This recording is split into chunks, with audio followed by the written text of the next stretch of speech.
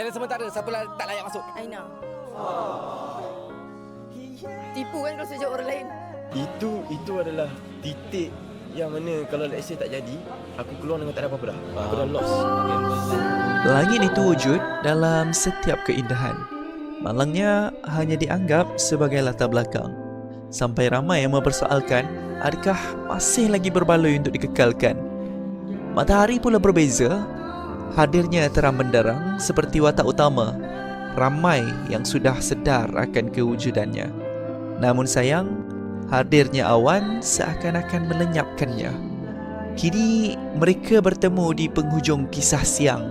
Arif menjadi senja yang muncul ketika waktu hampir kelam. Manusia bukan sahaja berlabuh untuk merakam keindahan, malah mendoakan agar masa berjalan dengan lebih perlahan.